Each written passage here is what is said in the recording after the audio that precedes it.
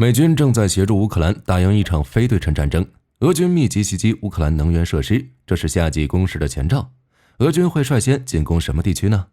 北约成员国大举援乌，防空系统必须给够。乌克兰要不让我也能生产爱国者导弹。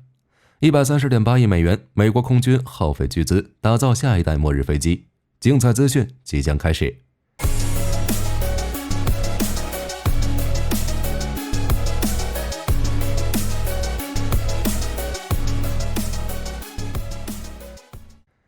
在援乌法案通过之后，美国援乌力度远超以往，无论是批准的速度还是交付的速度。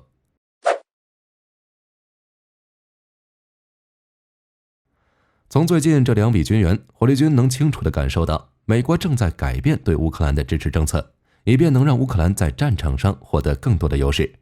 这些支持政策不只包括军援，还包括美国不断在战场上增加的军事顾问人数。在去年12月份暂停援助之前，美国总会公布向乌克兰军援的详细信息。那时候的军援新闻会包括弹药的种类与数量、装甲车辆的种类与数量，就连机枪弹和步枪弹的数量都有一个详细的数字。但如今这些数据都没有了，美国不再对外公布有多少武器装备正在运往乌克兰。在此次援乌法案中，有一个消息值得关注，那就是美国已经在3月份秘密向乌克兰运送了不少远程导弹，也就是 ATACMS 陆军战术导弹，并且乌军还使用 ATACMS 对俄军大后方实施了2次打击。这批导弹与之前旧版陆军战术导弹的不同之处是射程几乎增加了1倍。美国放手援乌300公里弹道导弹，可以理解是对俄罗斯使用朝鲜远程弹道导弹的一个回应。并且美国国防部已经证实，在4月初已经有少量的 ATACMS 导弹抵达乌克兰境内，并且有消息显示，在4月17日乌军袭击克里米亚地区的俄军空军基地时就使用了这款导弹。乌克兰情报部门当时表示，乌军袭击了克里米亚北部战科一机场，并破坏了俄军4套导弹发射器、3座雷达站以及1个指挥控制中心。这些被摧毁的设施是俄军用来保护这座机场的 S-400 防空系统的。在通报中，乌军并未透露所使用武器的任何信息，只表示袭击非常成功。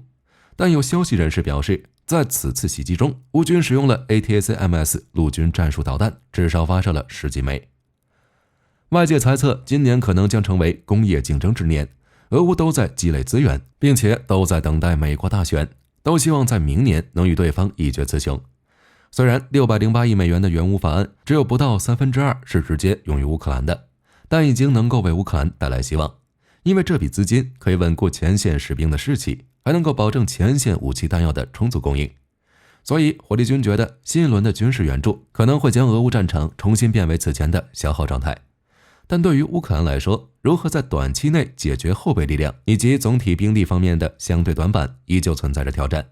而对于俄罗斯来说，随着美国恢复对乌援助，俄军想要发动大规模进攻将面临着更多的困难。近几周以来，俄军对乌克兰电力等能源基础设施开展了多轮袭击，导致乌克兰不得不采取限电措施，甚至还从欧盟国家进口电量。俄军加大了对乌克兰能源设施的袭击，这会不会是夏季攻势的前兆呢？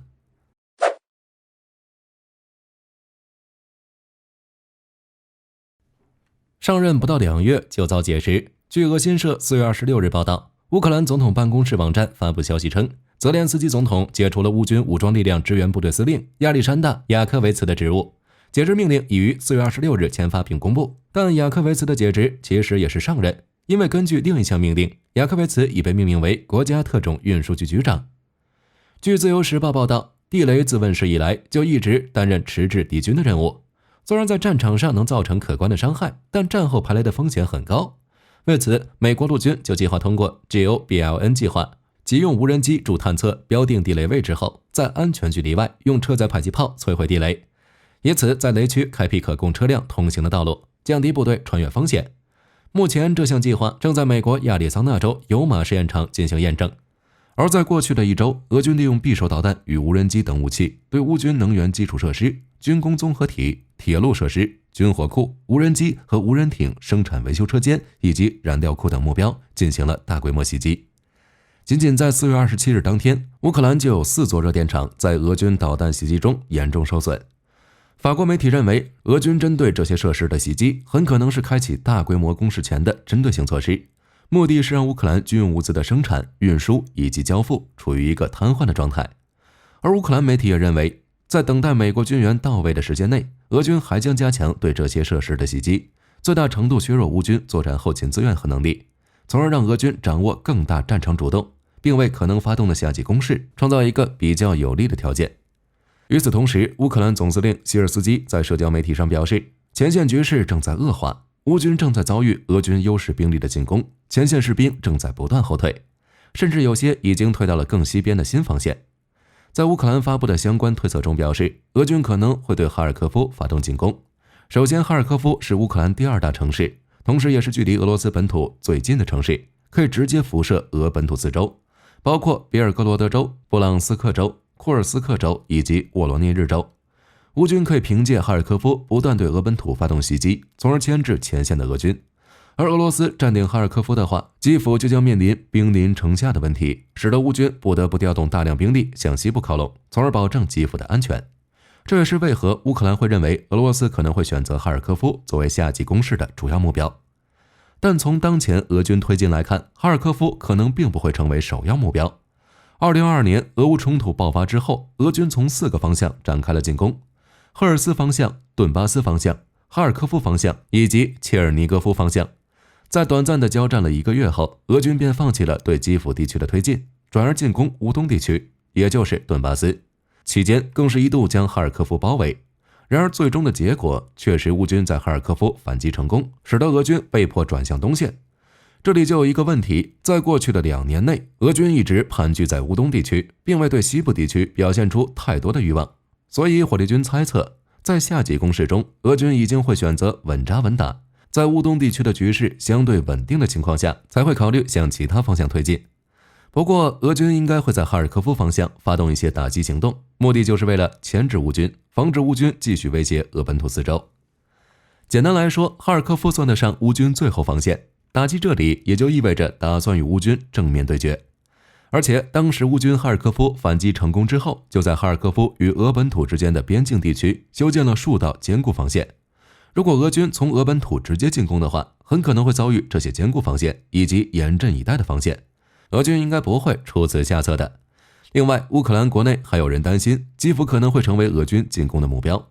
但有专家表示，基辅的战略价值虽高，但俄军再次进攻的概率很低。如果俄军想要通过借道白俄进攻基辅的话，至少还需要10万兵力，但目前没有迹象表明俄军在基辅北部有这么多的兵力。此外，还有一个因素需要注意，在乌克兰与白俄边界地区，乌军建立了数道坚固防线，由雷区与反坦克壕沟组成。如果俄军冒进，那就要吃一个很大的苦头了。与此同时，一场激烈的战斗正在恰索夫亚尔爆发。目前，俄军正在集中兵力强行进攻恰索夫亚尔。值得注意的是，在过去的几个月，俄军从巴赫穆特出发，利用空降兵开道，再凭借火炮的优势直攻恰索夫亚尔。俄军此前战报显示，已经靠近恰索夫亚尔郊区。此前，乌克兰曾发布一条消息，显示俄军计划在5月9日的胜利日之前占领恰索夫亚尔。这是一座非常关键的城镇，是乌军东部集群司令部克拉马托斯克的门户。俄军企图攻占恰索夫亚尔，威胁到克拉马托斯克。至于能不能拿下这里，就要看接下来的战场进程了。比如俄军能集中多大兵力，又或者是乌军能获得多少军援。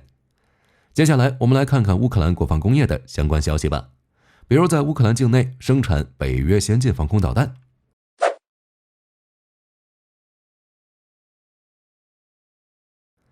此前，泽连斯基多次请求欧洲，希望能提供更多的爱国者防空系统。泽连斯基表示，至少还需要7套才可以。在这种情况下，德国率先表示，计划再为乌克兰提供1套爱国者，加上此前承诺的，仅德国自己就援助了3套。除此之外，西班牙也表示打算为其提供爱国者导弹，以加强乌克兰防空力量。但西班牙也表示，只给导弹不给防空系统。目前西班牙共拥有4套爱国者系统，其中1套根据北约要求部署在土耳其，以保护土耳其领空，不会遭到叙利亚发射的弹道导弹或其他武器袭击。不过，最近传出了好消息，乌克兰外长库列巴接受采访时表示，除了德国援助的1套爱国者以外，剩余6套已经确定了，其中4套处于谈判状态，最后的2套也已经有了眉目。有消息表示，希腊政府已经同意向乌克兰援助一套爱国者，甚至有可能会是2套，但前提是美国需要向希腊提供帮助，以便应对土耳其带来的威胁。除此之外，瑞典国防大臣帕尔琼森在接受采访时表示，可能会向乌克兰提供爱国者。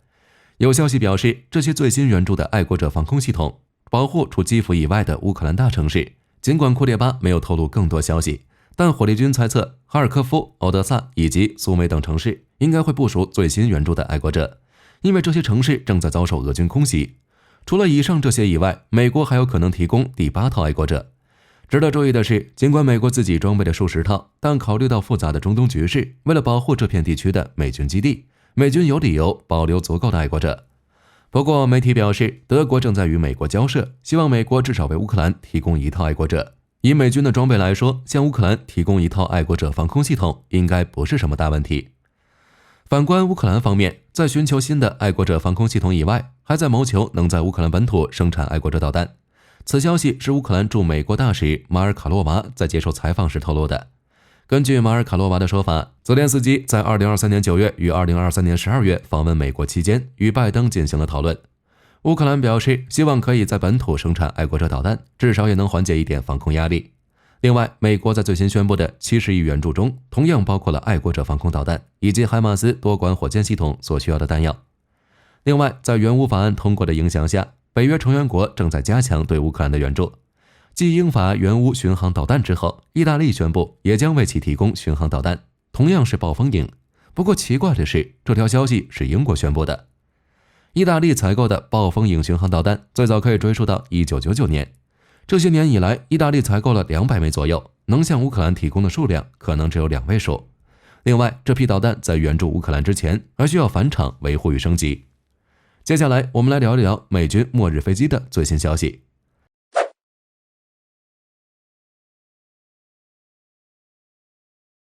朝鲜国家航空宇宙技术总局27日表示，美国在朝鲜半岛与邻近区域和韩国进行太空联合演习，推动太空军事化，企图建制先发制人的核武攻击能力。将按照计划，朝鲜将提高对美国及相关势力的太空侦察能力，以守护国家安全利益和生存权。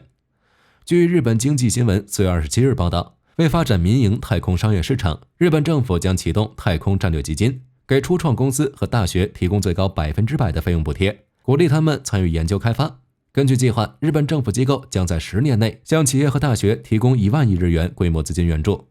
据俄罗斯消息报网站4月25日报道，俄罗斯国防部消息人士透露，俄罗斯正在研制新系列的漂浮无人机，它们将用于摧毁桥梁、浮桥、大坝、水电站等设施。据介绍，这些自杀式无人机不仅能在河流、湖泊、沿海地区、水面和水下活动，也能独立改变深度。俄军官方人士指出，如今无人机正在改变战场格局。他们认为，特别军事行动可直观地证明了研制此类杀伤性武器的必要性。随着美军现有的末日飞机可生存空中作战中心将在未来10几年内陆续退役，下一代 SAOC 的开发也被美军提上了日程。根据美国空军最新披露的消息，电子系统和系统集成供应商内华达山脉公司成功拿下美军下一代 SAOC 项目，整个项目预算达到130.8亿美元。按照合同，内华达山脉公司将在2036年7月10日之前完成 SOC 的研发。这类飞机之所以会被称为末日飞机，主要是设计用途是在核战争或其他重大灾害导致地面指挥中心无法正常运作时，末日飞机将载着美国总统或顺位继承者继续向美军发号施令。而在日常情况下，这架飞机也会承担美国国防部长的出行任务。目前，美国末日飞机14架 E-4B 由波兰747-200客机改造而来。从20世纪70年代服役至今， E-4B 能够进行空中加油，并能承受核爆炸和各种电磁反应。作为美军的空中指挥平台， E-4B 在美军部署中有着重要的作用。与 E-4B 配套使用的是 E-6B 末日核战通讯机。五角大楼会通过 E-4B 向 E-6B 传递核打击命令，随后就可以通过 E-6B 的长波电台系统向水下战略导弹核潜艇传达发射核武器的具体指令。不过，美军下一代末日飞机还处于合同状态，目前尚未公布替代 E-4B 的具体细节，也没有公布平台信息。按照美国空军需求来看，不会专门开发一款大型飞机平台，只能从现有商业平台进行选择。但考虑到波音747已经停产，那么内华达山脉公司的可选择性还是比较窄的。由于末日飞机需要安装许多设备，同时还需要拥有洲际飞行的能力，那么下一代可能会采用同样的机体。当然，现在还有与747类似的平台，比如美国787系列、欧洲 A30 系列，机体尺寸、内部空间以及航程都是可以满足美国空军需求的。你们觉得美国空军还有哪些选择呢？好了，以上就是本期资讯的全部内容了。关于俄军可能进行的夏季攻势，目标会是哪些方向？在北约大力援乌的情况下，乌军又该如何抵挡俄军进攻呢？欢迎在评论区讨论一下。我是火力军，下期再见。